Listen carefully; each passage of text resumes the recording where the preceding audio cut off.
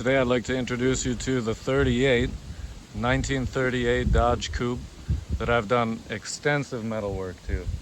This is by far the one that I have done the most work to over my time restoring and customizing vehicles. So I'm looking forward to showing it off to you. When I got this car, it was pretty much just a rolling chassis. There was not much to it at all.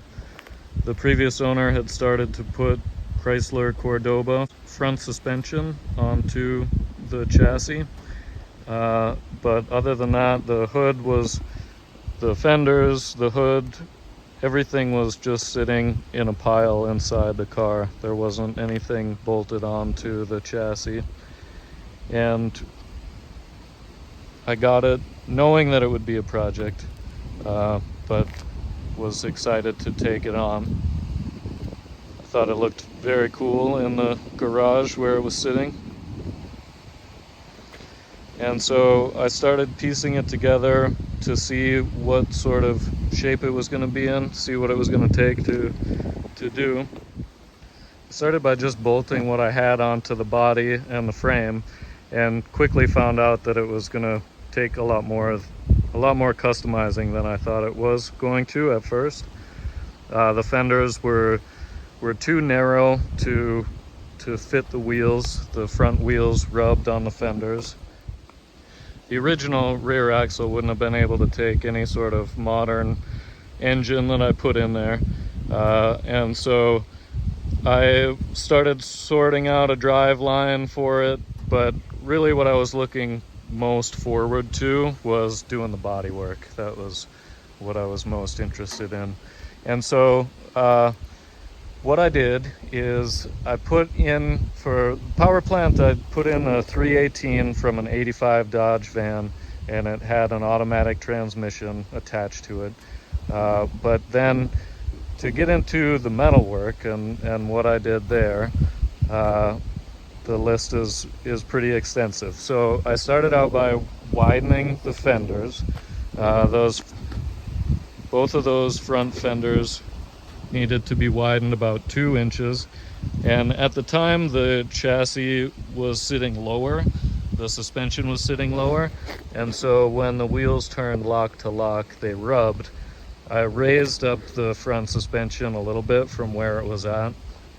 So I think possibly I could have narrowed those fenders a little bit more, but I think it turned out okay. The hood was from a 37 that he had, and the 37 had their headlights up on the cowl, and so there was no panel there. It was just wide open, and on top of that, the nose of the 37 didn't match the grille. So I had to do a little massaging to the nose to get that to fit the 38 grille. I also fabricated these panels in the cowl, in the front of the cowl, and I did that with a sandbag and a mallet, and I tried to continue the body line of the 37 hood because I like that, and I just tried to end it in a point that made sense. I'm thinking about calling this car the Silver Bullet when I get all done, because I think it's got that Art Deco look that's kind of inspired by the trains of the era. But also I had to bring this line of the hood down to match the fender because that was too tall. And you can see I've got a little bit more that I have to do. I need to extend the back line of this hood to match. I did the other side already, but that's something that remains to be done. The visor is all custom. I fabricated that from scratch. I based the visor off of a 49 or 51 Pontiac, a visor that came off a Pontiac, and I liked the shape of it, but I didn't want to cut up the original visor, so I fabricated one kind of in the same style. And one thing that I want to do is put a a bit of round stock on the front of that. It doesn't move around at all. I did a pretty good job of bracing it up to the roof, but I think that line is just a little bit too sharp from certain angles, especially from down low. I think having some round stock under there would help.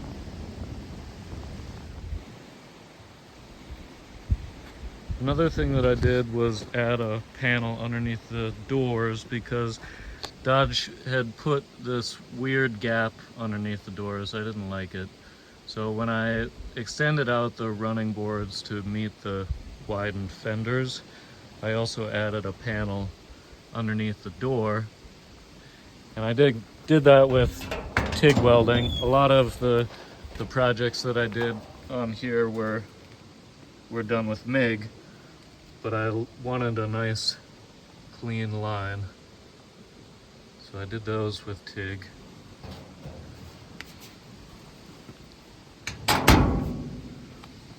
And the bottoms of the doors needed to be patched.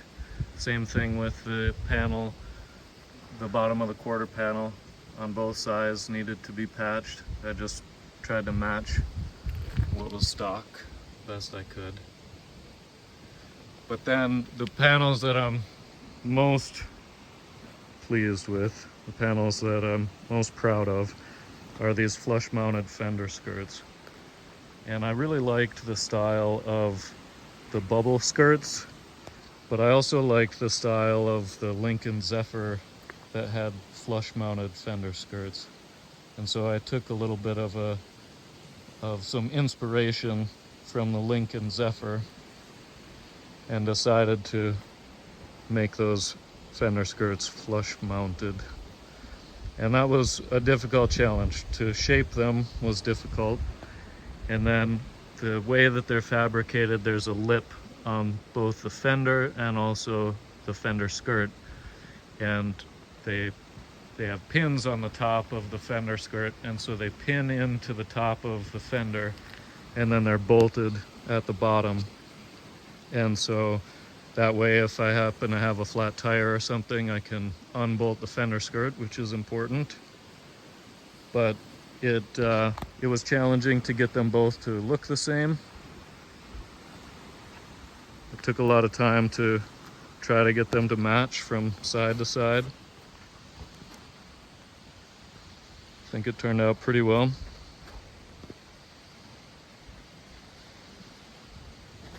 You can see on this side I messed up a little bit with the shape on the top of it, so I had to add in a little bit more to the top of this fender skirt. But that will happen. It's not that you don't make mistakes, it's that you know how to fix them. But again, I think that the way that the shape of them, personally, I feel like I did a pretty good job of matching them side to side. And of course, you're never going to be able to see both sides, as Uncle Nick used to always say. You're never going to see both sides at the same time. But it was just a matter of pride, if you will, to be able to walk around the car and say, that looks pretty close. The bottom of the trunk and also the tail pan were full of rust damage. They had been leaded in, so I melted a lot of lead out of them. I tried to stick kind of as close to stock as I could. I didn't really branch out to customize them too much. They were a little bit more flat from what I could tell than rounded. I thought about maybe tucking it in a little bit more at the bottom, but I'm happy with how it turned out. And then these little beehive glass lenses I thought were really cool. I wanted to try to figure out a way to incorporate them.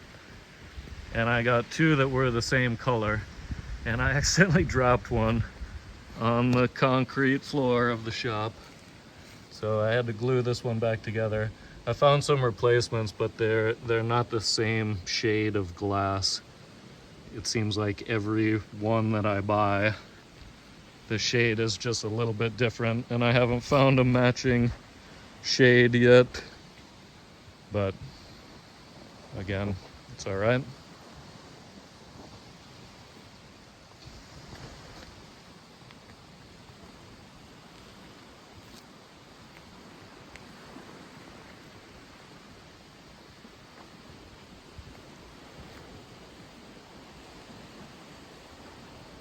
Another thing that I skipped past on up front that I think is the only time that I've ever seen somebody do this. Maybe someone else has at a different time. Maybe it was not a good idea. But I saw these wings that were on the front of the car, and I thought, what am I gonna put in between the wings? And then I thought of the flying eyeball, the all-seeing eye. And I thought, you know, that would be pretty cool to try to find an eyeball. And so I found a glass eye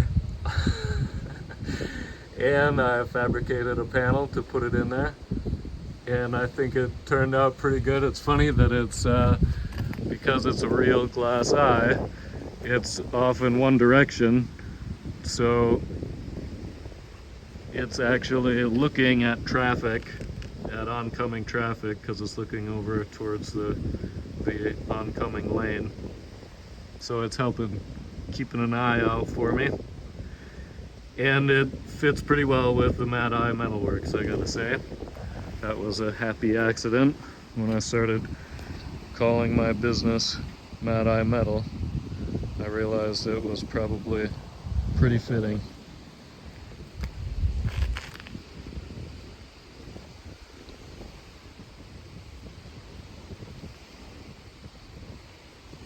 I also put a little light behind it, so when you turn the headlights on, the eyeball actually lights up as well. I thought that was a pretty funny feature. Doesn't turn yet. Doesn't turn with the wheels yet. Maybe that'll be a future project.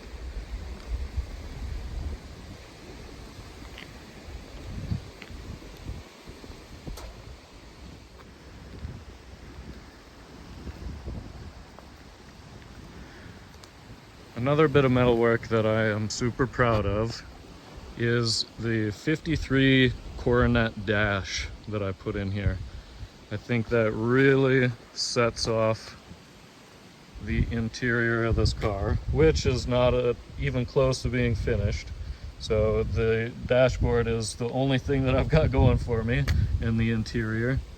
But I think it turned out really well. I was at a salvage yard that only had old cars, and there was a 53 Coronet, and I was looking for, you know, I was trying to keep this whole car as close to Dodge and Chrysler as I could. And so when I saw the 53 Coronet, I thought the shape of the dash fit really well with the car that I was building. And so I took the dashboard and the steering column out of that 53 Coronet.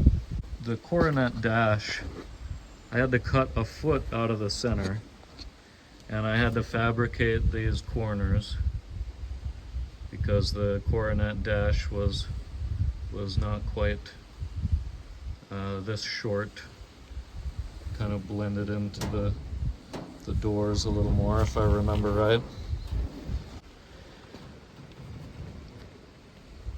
But then I cut out where the radio was, or the defrost. So the glove box is still full size.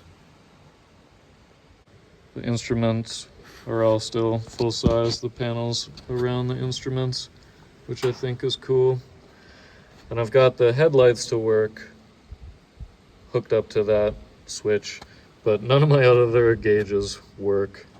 So that's also something that's on the list, is to get these gauges to work with the new engine and transmission, which would be nice.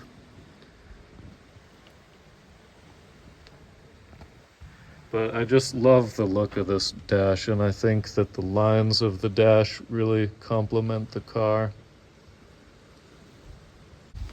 And interestingly enough, the 53 Coronet had an automatic transmission, and it also had a V8. So I have the Dodge V in the steering column, and also I had a very cool shifter. I've still got to get a shifter knob for it, but a very interesting shifter for the automatic transmission. There's a lot of Ford and Chevy stuff, but there's not a lot of Chrysler products for aftermarket things, it seems. There was no way to mate the column to the rack and pinion steering. And so what I did was fabricate my own column saver down at the bottom of this column. I fabricated that. I milled that out of aluminum.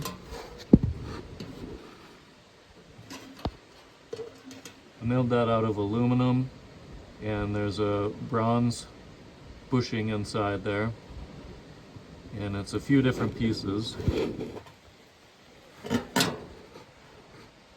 I've got the whole project put up on my website, but that was how I was able to get that column to go to the there's K-car rack and pinion steering in here. And so that's how I got that column to mate to that, and I also fabricated the linkage for the automatic transmission shifter. I fabricated the linkage so that I could use the original linkage on that 53, which again I was pretty proud of being able to do that. I thought that was cool. I gotta clean up the engine, so don't look too closely at that. But there's the 318, got aluminum valve covers on there, and aluminum intake. We'll show that off someday after I've cleaned it up a little more.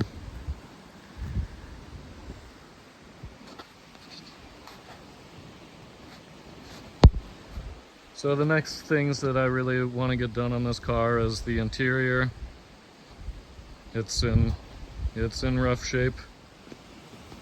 I had to cut down a seat from a pickup is what I had at the time, and so I just threw that seat in there. Threw the blanket over the top, and the floor and everything is solid. But as you can see, there's no door panels, there's no headliner, there's no package tray. It goes right into the trunk. There's no interior window trim.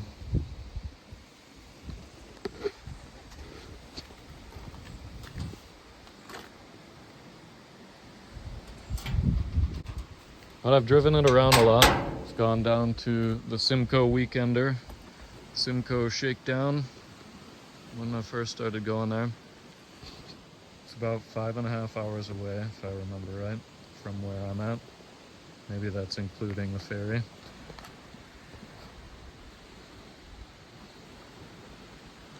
But it keeps up with highway traffic just fine.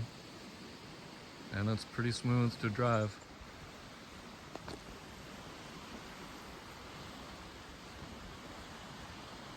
So I gotta sort that out.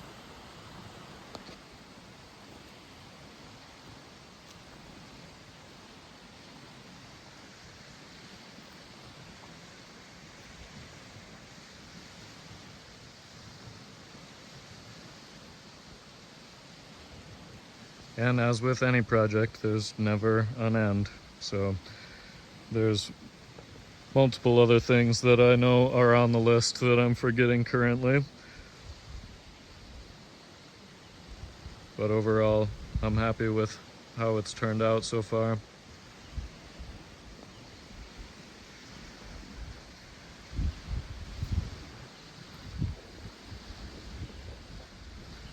And it's one that I'm proud to drive around. There you have it. Hope you enjoyed the video about the 38. Stick with Mad Eye Metal.